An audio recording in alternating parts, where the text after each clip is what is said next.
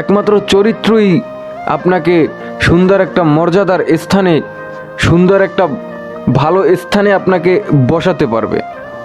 আপনার আসনকে সঠিকভাবে, আপনার এই সংসারকে, আপনার এই রাষ্ট্রকে, আপনার সমাজকে পরিচালনা করতে হলে আপনার সুন্দর চরিত্র, সঠিক চরিত্রের বিকল্প আর কিচ্ছু নাই। আমরা আজকে কি করে ফেলেছি এগুলো? আমরা আমাদের আদর্শ থেকে, আমরা রাসূলুল্লাহ সাল্লাল্লাহু আলাইহি ওয়াসাল্লামের কাছ থেকে শিক্ষা না নিয়ে, আমরা তার আদর্শ আমাদের জীবনে না এনে, আমরা কার আদর্শ, কার জীবন, কার ভাবে অনুসরণ করে, কার মতন আমরা চলছি? আল্লাহ রাব্বুল আলামিন বলেন, লাকাদ কানা লাকুম ফি রাসূলিল্লাহি উসওয়াতুন হাসানা। আর তোমাদের জন্য রাসূল সাল্লাল্লাহু আলাইহি ওয়াসাল্লামের জীবনের মধ্যে রয়েছে উত্তম আদর্শ।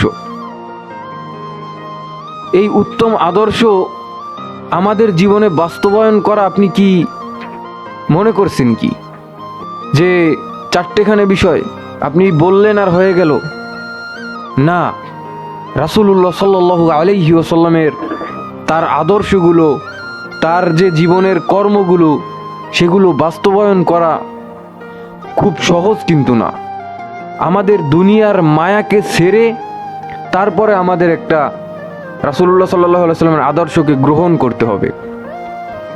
এক হাদিসে রাসূলুল্লাহ সাল্লাল্লাহু আলাইহি ওয়াসাল্লাম বলেন যে তোমরা এই দুনিয়াকে যতটা প্রাধান্য দিবে, আখিরাতে ততটা ক্ষতিগ্রস্ত হবে, এবং আখিরাতকে তোমাদের জীবনে যতটা প্রাধান্য দিবে, তোমরা দুনিয়াকে ততটা ক্ষতিগ্রস্ত করবে। দুনিয়ার মায়া, দুনিয়ার এই সম্পদ, দুনিয়ার সব কিছু ছেড়ে দিবে, ভুলে যাবে।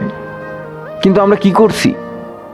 আমরা মুখে নিজেদেরকে রাসূলুল্লাহ সাল্লাল্লাহু আলাইহি ওয়াসাল্লামের উম্মত হিসেবে নিজেদেরকে রাসূলুল্লাহ সাল্লাল্লাহু আলাইহি ওয়াসাল্লামের উম্মত হিসেবে পেয়ে আমরা গর্বিত হচ্ছি, আমরা সেটা গর্ববোধ করছি। কিন্তু কই, রাসূলুল্লাহ সাল্লাল্লাহু আলাইহি ওয়াসাল্লামের সে আদর্শ কি আমরা আমাদের জীবনে, আমাদের কাজে কর্মে বাস্তবায়ন করতে পেরেছি?